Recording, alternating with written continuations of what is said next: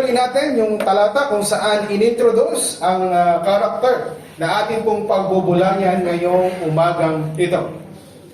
Judges chapter 6 verse 11 up to verse 12. And there came an angel of the Lord and sat under an oak which was in Ophrah that pertained unto Joash the Abizrite.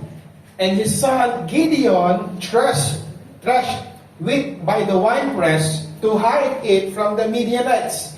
And the angel of the Lord appeared unto him and said unto him, The Lord is with thee, thou mighty man of valor. Mga kapatid, wag po kayong papadaya sa introduction. Hindi mo po sa nasisinungaling yung angel, pero wag po kayong papadaya doon sa introduction or sa salutation ng angel. Ano po? Kasi pag narinig niyo ang pangalan ni Gideon, may imagine niyo agad, wow, napaka-astig at napakagaling nitong warrior. Tapos ang bagay pa sa kanya ay mighty man of valor. Pero mga kapatid, sa pagbubulay natin, may makikita tayong kakaiba bago siya makarating sa mighty man of valor. Actually, ang ating title ngayong umaga, mga kapatid, ay pinamagatan kong Gideon, the use of a useless hero. Let us pray. Our Lord, Heavenly Father, again, I'm asking for your help.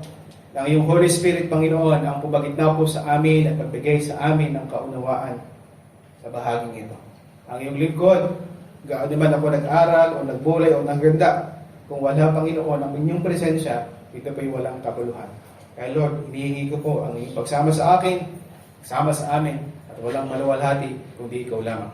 At isama dalangin namin sa pangalan ng aming Panginoong Yesus. Amen and amen. Okay, so salamat po sa Panginoon. Muli po isang magandang umaga. As part of my introduction, may tanong po ako sa inyong lahat. Sino mo dito ang hoarder ng plastic bags, paper bags, at mga disposable containers? Yan. Una, kami po. Yan, kami po. Yan, kami po yun.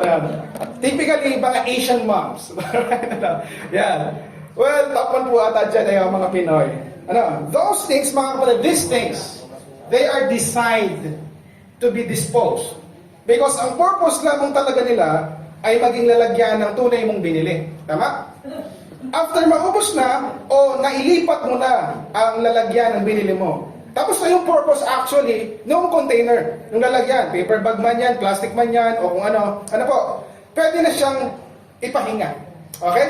Pero tayo mga Asians, ang ating isip, no, meron ka pang potential. Right? Trash bag man yan, paper bag, trash bag man, gamitin siyang trash bag, ang paper bag, pagka halimbawa ay meron ka ireregalo. Okay, meron kang pasalubong. Yan, parang pauwi. Yan, pa-Sharon, para naman maganda yung lalagyan. Or, ika nga po ay, marami pang iba. Tama? In connection sa ating lesson po ngayon, supposed to be useless na siya, kaya lang naging useful ulit ay dahil you chose to use it in a different way. Right? Did you know, mga kapatid, na maraming mga Bible characters ang ganyan? Okay? Though hinahangaan natin sila, though sila sa human standard, mga kapatid, talagang sa atin ay parang sila nakakamangha. Pero kapatid, may mababasa kayo na even in human standards, masasabi nyo, bagsak sila sa qualification, yet hinahangaan at kinikilala mo pa rin ngayon. Bigyan ko kayo ng dalawa sa mga matitinding pangalan sa Bible. Una, King David. Ang kanyang title ay ganito, The Man After God's Own Heart. Ang lalaking galing mismo sa puso ng Diyos. He's a great king, matapang, magaling makipaglaban, prayerful at mapagpasakop sa Diyos. At siya din ay marunong magpasakop sa kanyang tagapanguna, sa kanyang leader, dahil kahit gusto na siyang patayin ni King Saul, at meron siyang pagkakataong labanan si King Saul at patayin din, hindi niya ginawa. Why? Kasi kinikilala niya na ito ay anointed of God. Tama?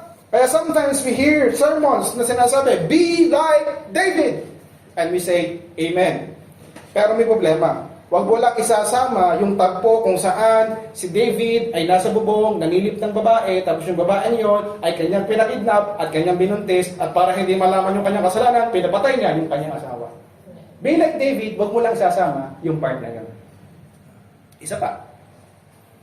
Abraham, the father of faith. Wow, title pa lang, parang hahanga ka na.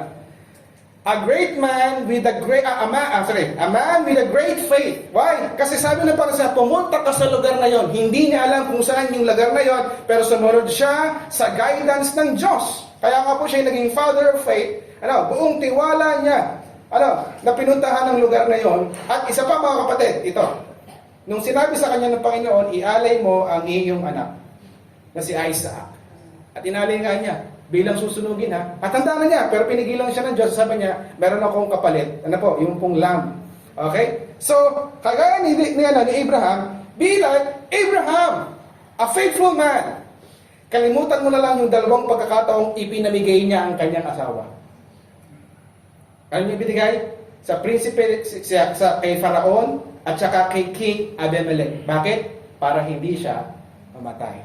Nabasa niyo ba yun? Baka kayo nagulat. Opo, ginawa po ni Abraham yun. As you can observe mga kapatid, even these people na ating tinitangala at hinahangaan pagdating sa pananampalataya, ay may mga bagay pa rin palang maipupula ka sa kanila. This morning, marapatin niyo pong imensahe ko sa inyo ang buhay ng isa pang man of God. Isa po sa mga heroes of faith na makikita niyo po sa Hebrews 11. Okay? Pero pag pinag-aralan mo, isang lalaki na napaka-unlikely na maging bayani or hero dahil sa mga ugaling hindi mo rin akalain na gagamitin pa rin pala ng ating Diyos. Let's go to our lesson this morning. Judges chapter 6 verse 1, ito po ang setting mga kapatid.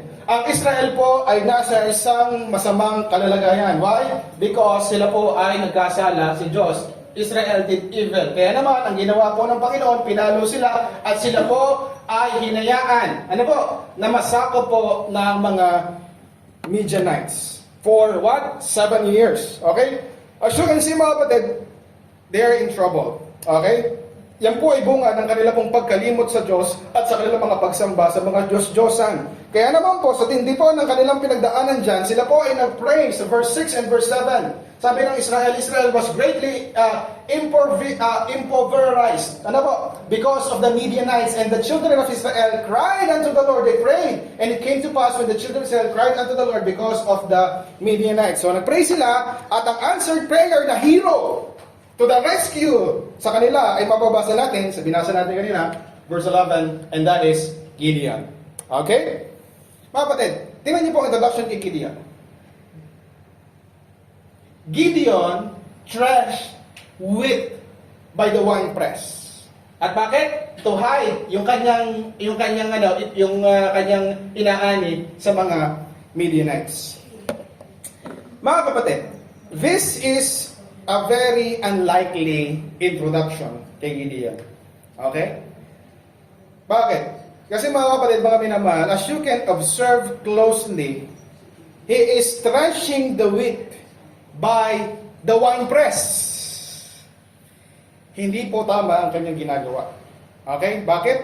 Kapatid, ang trigo po, ito po ang winepress. At ito po, ganyan po dapat, ika nga po ay tinetrash ang wheat. Bakit?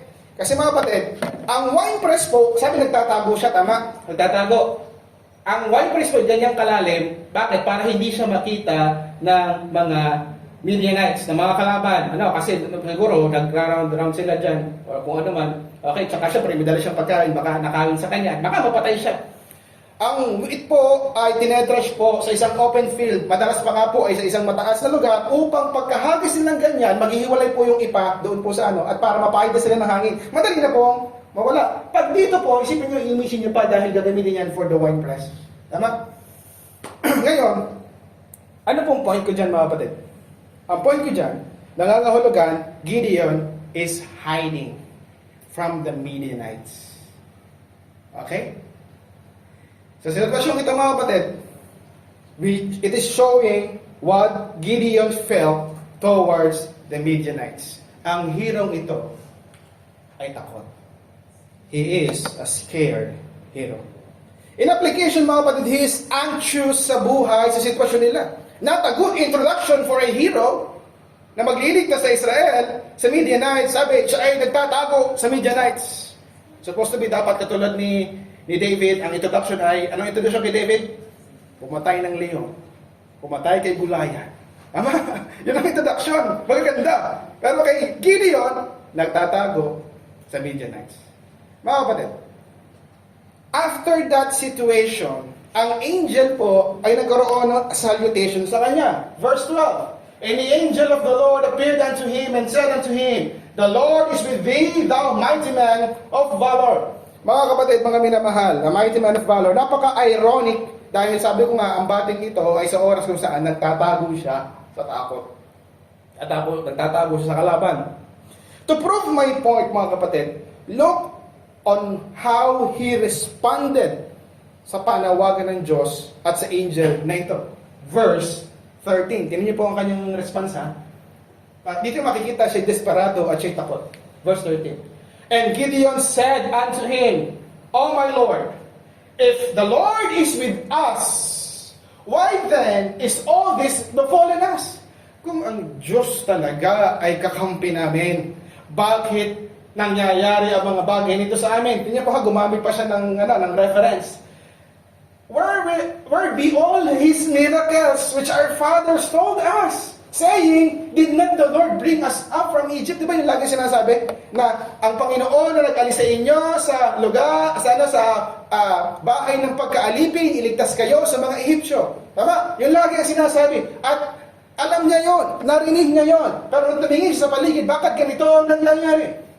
Okay, but now, the Lord had forsaken us and delivered us into the hands of the Midianites. Wow, grabe ano? Isang taong desperado, takot, at parang nawala na ng ika nga po ay tiwala. Ano po? Sa Panginoon, na parang nasaan na? Kala ko ba pagaling ang aming Diyos? Kala ko ba kami ang may buhay na Diyos? Kala ko mabuti siya. Right? Bakit niya kami finorsake? Bakit niya kami pinabayaan? Look on his dismay sa Panginoon. Okay? Hindi lang ang dating mga kapatid sa bahaging yan ay parang hinahamon niya ang Diyos. Parang ang tunog pa nga ay sinisisi niya ang Diyos kung bakit sila nasa malaking kapighatian ito. Mga kapatid, is that what a hero will say pag siya ay sinabihan ng Panginoon na ikaw ang gagamitin ko? Mga kapatid, hindi lang siya scared. He is a sacrilegious hero. Right? It's almost blasphemy na sabihin mong pinabayaan kami ng Diyos. Iniwan niya kami. Kala ko mabuti siya, pero bakit ganito ang nangyayari? Oh, how dare Gideon na sabihin ng mga bagay na yan. Pero tingnan niyo po, the angel of the Lord strength, verse 14. And the Lord looked upon him and said, Go in this thy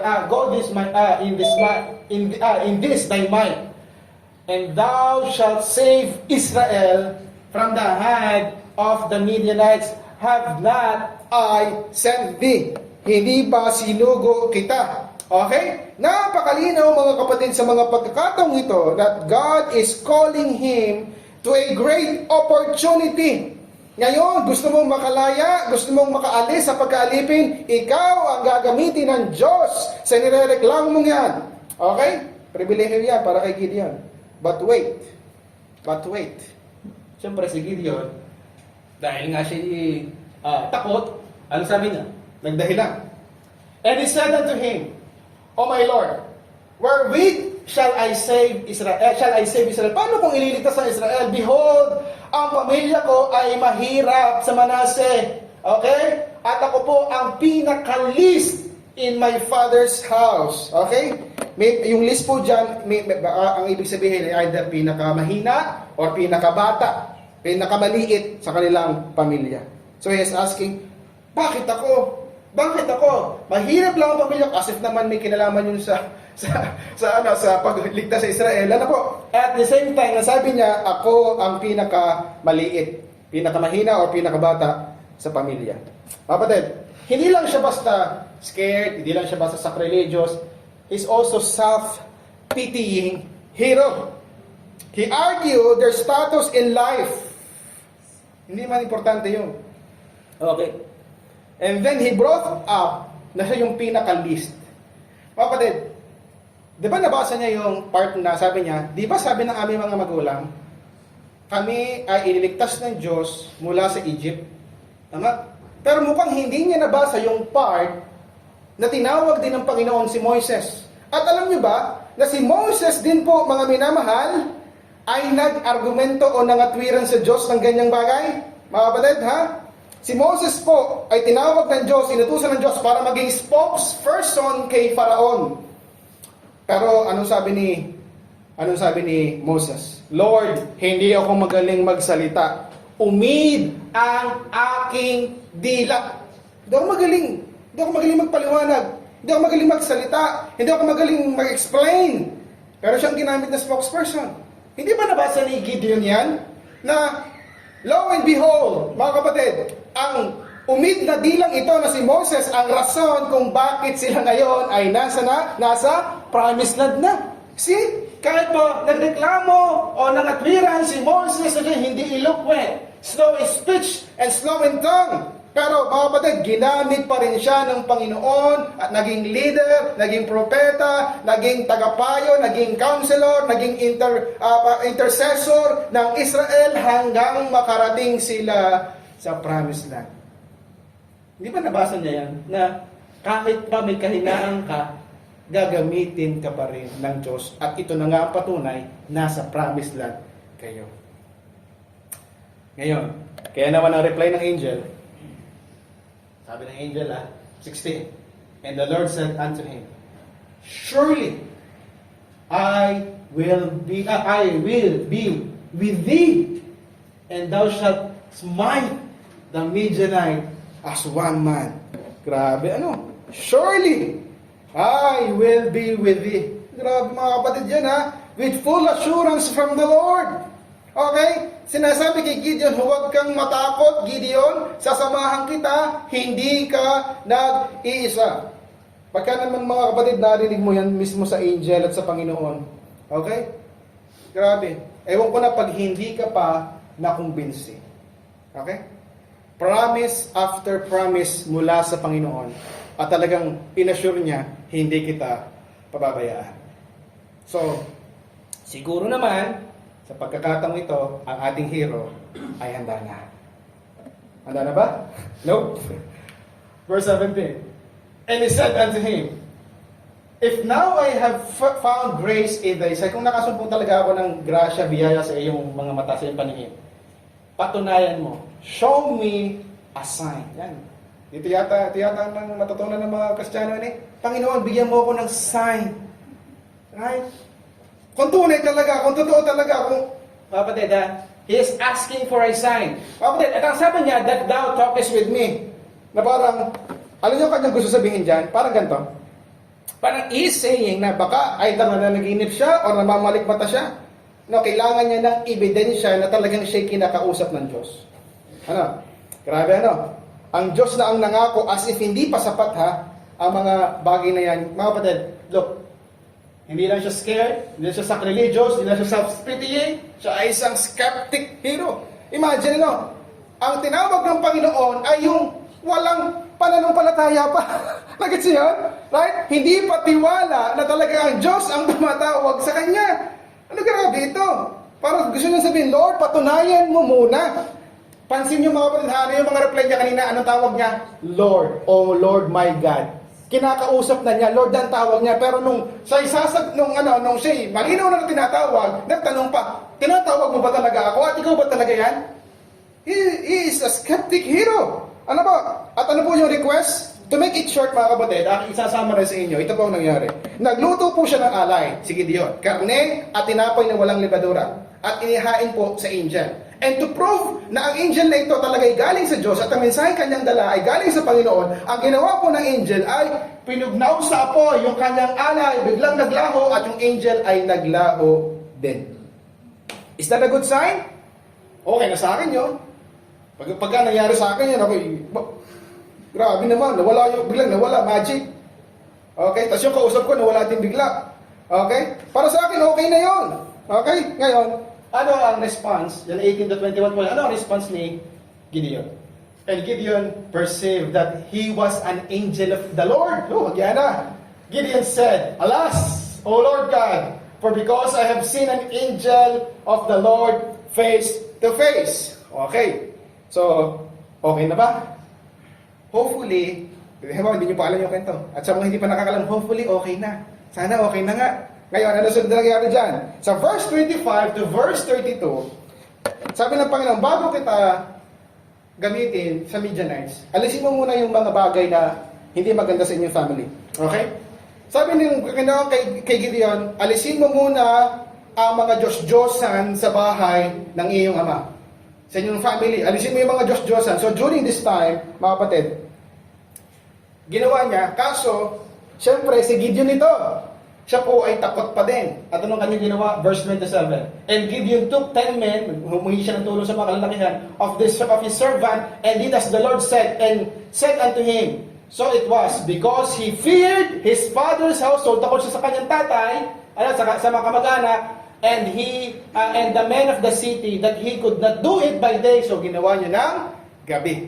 Okay? So yan po. Pero nevertheless, na-accomplish pa rin niya ang pinagagawa ng Panginoon. So sa dulo, mga kapatid, kaya siya tinawag na Jerubbaal.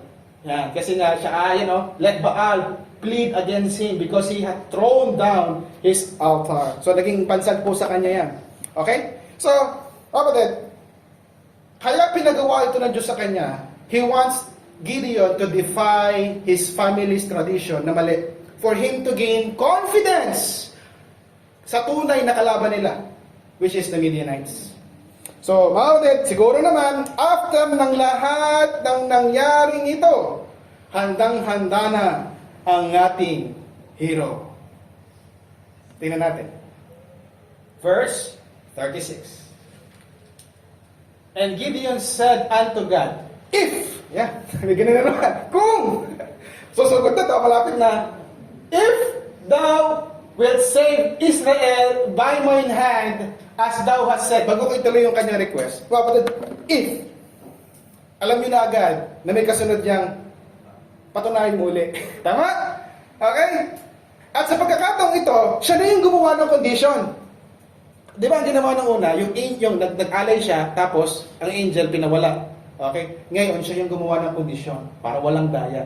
Ano? Okay, gagawin. Para sa magic. Para kung malaman mo talaga walang daya, ikaw yung magbigay ng kondisyon. Sa pagkakataon, siya yung humingi ng kondisyon. Naninigurado talaga siya. Talaga bang ako'y tinawag? Ako ba talaga ang gagamitin? Well, pinagbigyan po siya ng Diyos, ng angel. At mababasa natin sa verse 37 to 38. Ano po? To summarize, kumuha po siya ng wool. Okay, yung fleece. Ano po? Gumawa siya ng wool galing po sa tupa. Gideon, si Gideon po, at ang condition niya sa angel ay ito. Kinaumagahan, dapat hahamugin itong wool na ito. Magkakaroon siya ng mga hamog. At sa kanya lang lahat pupunta. Tapos ang lupa, tuyo. Okay? Mga kapatid, ano nangyari? Then shall I know that thou wilt save Israel by my hand, as thou hast said. Okay, ano yung condition niya? Pagka nagawa mo yun, mapapatunayan ko, tinawag mo talaga ako. Okay? So, anong ginawa ng angel? Nangyari nga. Okay? So, yun nga. Pagkakita niya, tuyo na ang lupa, tapos, kaya nga po yung picture na yan, tinipigan niya. Kasi lahat ng hamog ay nandoon sa wall. Okay, so, okay na. Labanan na ba sa lot? Labanan na? Ay, napatunayan na eh. No, verse 39. And Gideon said unto God, let not thine anger be hot against me. Tingnan yung introduction na yun. Lord, huwag ka namang magagalit ha. Alam nyo na agad, actually aware siya, nakakapal na ng mukha ang kanyang sasabihin. Bakit? Anong request niya? I will speak, but this once, last na. Let me prove, I pray thee, but this once, that the flesh, yung wool, reverse naman.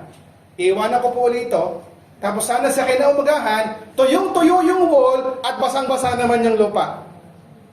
Okay? Naman, sabi ng taga-Batangas. Ano mo? Pero kapatid teka, nangako na siya ng una eh, patunayan mo, susunod ako. Pero nung tinupad, isa pa. Kapatid, look at this. By this time, Gideon is not fully surrendered. Gideon is a stubborn hero. Sobrang tigas ng ulo, mahirap kumbinsihin. Okay? Sabi ko nga kanina, sabi niya sa Tagalog, huwag mag-alab ang iyong galit sa akin. Magsasalita pa ako, minsan pa. Aware siya na makapal ang kanyang mukha sa kanyang request. Okay? And mga kapatid, look at God's patience sa lalaking ito. Sino ba itong lalaking ito? Para pagtiyagaan ng Panginoon. Kung makikita niyo itong listahang ito, baka sabihin niyo, dapat yung isa na lang, si ganito, si ganyan. Ito'y napakapasaway. Bakit ang Diyos pinipilit na itong taong ito ang kanyang gamitin? Alam niyo, habang binubulay ko po ito, I'm getting frustrated. Talaga po, literally. At marahil kayo din ngayong oras na ito. Nakaka-stress. Pero could we just stop for a second at mag-isip? Ating nandin po ang ating mga sarili. Do you really think you are better than this man? No. My goal here, mga kapatid, is not just to prove na useless si Gideon. But how can God use this useless man?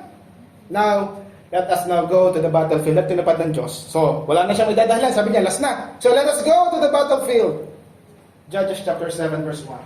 Then Jerubbaal, Gideon, and all the people that were in with him rose up early, maaga, pitched beside the well of Harod and the host of Midianites, and went the north and beside them by the hill of Moreh in the valley. So kapatid, marami po siyang nakumbinsi dyan. Na mga kasama. Okay? Maybe Gideon is thinking, pag marami kami, magtatagumpay kami. Okay? Pero, iba ang plano ng Diyos. Kasi, pinabawasan niya itong mga ito as in sobra niyang pinabawasan. Okay? Muli, isa-summarize ko na lamang. Ano po? Ang unang sabi ng Diyos, verse 3, sabihin mo sa mga tinawag mo, lahat ng takot, umuwi na. Di nag-uwian niya, 20,000 nag-uwian. Kung hindi lang si Gideon yung leader, baka isa siya sa 20,000 sumakot. Kaso siya yung leader, wala siya magagawa. Sunod, verse 4, sabi naman, madami pa din, madami pa. Okay, punta kayo sa ilog.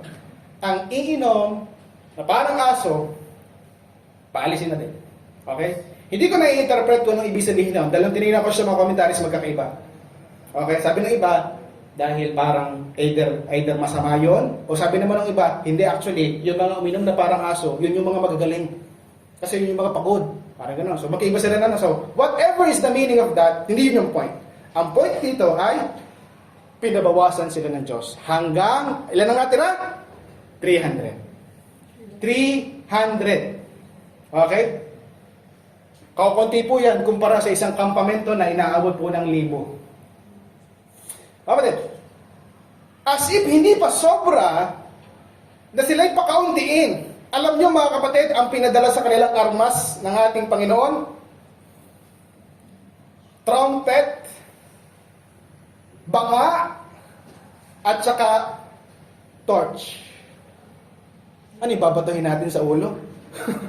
Ang mga Midianites, 300 lamang. Paano pagka 300 dumaan, di may natirang isa? Basahin po natin.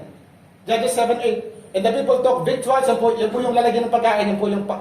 Ano po? In the land, and the trumpets, and he sent all the rest of Israel, every man unto his tent, and restrained those 300 men, and the host of Midian was beneath him in the valley. Kapatid, yung torch, given na yung kasi gabi sila susugod.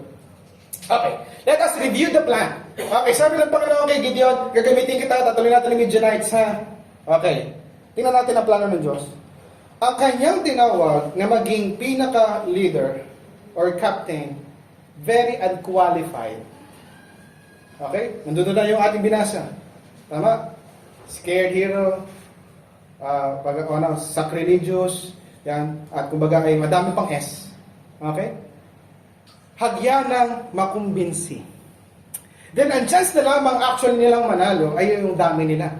Okay? 20,000 ang umalis, tapos nabawasan pa. Hanggang, binawasan pa na ng 300. Ano po? Tapos yung equipment nila ay baonan ng banga, trumpet, at saka torch. Ngayon, magtatanong ka, Lord, bakit? Why?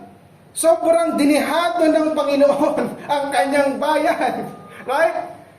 What is God even thinking sa mga pagkakataong ito? Well, may niligtagan po tayong verse kung saan nandoon po yung sagot.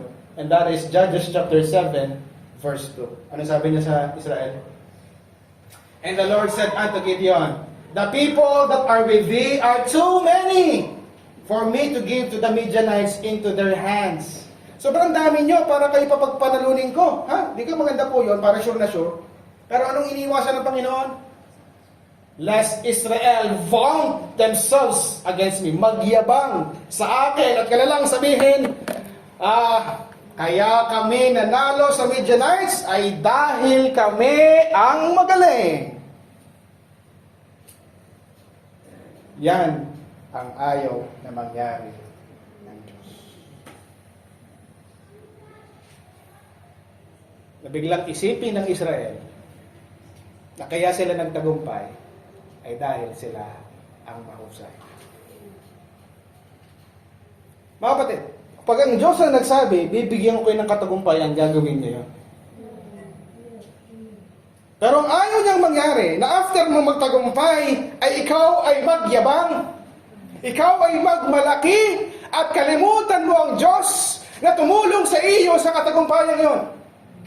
And now you are asking God, Lord, bakit ganito ang nangyayari? Sana ko tumingin, there are disadvantages. At parang wala akong makapitan o pag-asang makita man lang. Alam niyo kung bakit? Para pag natanggap mo ang tagumpay, wala kang ibang pasasalamatan kundi ang Diyos lamang. Hindi ang ibig sabihin nun ay kinalimutan ka ng Diyos. Hindi ang ibig sabihin nun ay wala ang Diyos. Ang mga bagay na yan ay nangyayari kung bakit nga tayo mga Christians para lagi tayo yung underdog, lagi tayo yung nagkukumahog, lagi tayo yung naghahabol. Why? Upang pag natikman mo ang tagumpay, napaka-sweet talaga. At wala ang bahid ng pagmamalaki. Kasi ganito ang ginawa ko, kasi magaling ako. No. Mga kapatid, kamangha-mangha dito, sa bahaging ito, God has a promise and He delivered. Hindi dahil ni naman, o kung sino man, kundi dahil niya lamang. Okay, summarize ulit natin. Judges 7 verse 19 to 22. Basahin na natin yung basahin ko muna pala yung summary. So ano nangyari pa ganito? Pinalibutan nila yung kampo. Tapos ang ginawa nila, di gabi po yun, tulog ang mga tao. Hinipan nila ang mga trumpet sabay-sabay, di ang ingay. Tapos susunod na ginawa, yung kanilang daladalang baunan. Binasag nila. Parang siyempre, parang siguro, ang ingay no, kidlat or what, ang pakinig nila. Tapos bigla nilang itinaas lahat ng kanilang mga sulong. For them to think na sila po ay nasa disadvantage. Alam niyo kung ano nangyari dahil gabi noon, nagpanic sila, hindi nila alam ang gagawin. Verse 22, and there 300 blew the trumpet, and the Lord set every man's sword against his fellow, even throughout all the house. Ano nangyari? Sila mismo ang nagkapatayan dahil nga sila nagpapanik. Yung mga nakatakas, sinabol nila at kanila rin pong tinapos. Kapatid, at pag binasa niyo buong chapter 8, doon nakasulat ang marami pang pagkatagumpay ni Gideon laban sa Midianites. Thus was Midian subdued before the children of Israel, so that they lift up their heads no more, and the country was in quietness. Look, dahil kay Gideon, dahil sa lalaking ito, na puno-puno ng pagdududa, 40 years na sila po ay tahimik dahil ni Gideon. What are the implications? Tagumpay yung hero natin. What are the implications of this story? Brethren, it is very clear. Gideon is not the real hero. Amen? It is God na tumawag sa kanya. Ang Diyos na gumagamit ng mga unusual na mga tao upang ipakita na siya lamang ang nagbibigay ng katagumpayan. And look at how patient God is to Gideon. Sa kanyang pagpinuhod, sa kanyang pag-unawa, just for us to see and understand that it is by the power of God alone. Idinit ito ni Pablo sa New Testament. Basahin po natin. Ang ganda nito. 1 Corinthians chapter 1, verse 26 to 27. For you see your calling, mga kapatid, how that not many wise men after the flesh, and not many mighty, not many noble are called. Sabi ni Paul, hindi niyo ba napansin? Hindi yung mga magagaling, hindi yung mahuhusay, hindi yung matatalino, hindi yung mayayaman na tinawag ng Diyos. But God had chosen the foolish things of the world to confound the wise. And God has chosen the weak things of the world to confound the things which are mighty. Upang ipahiya ang matatalino, upang ipahiya ang mga mayayaman, ang mga malalakas. And next verse. And the base things of the world, and the things which are despised, ang pinili ng Diyos. Yea, the things which are not, upang ipahiya ang mga nagmamagaling. Upang, mga kapatid, verse 29, walang laman ang magpupuri sa harapan ng ating Diyos. Bakit ikaw ang nandito? Hindi yung valedictorian ninyo.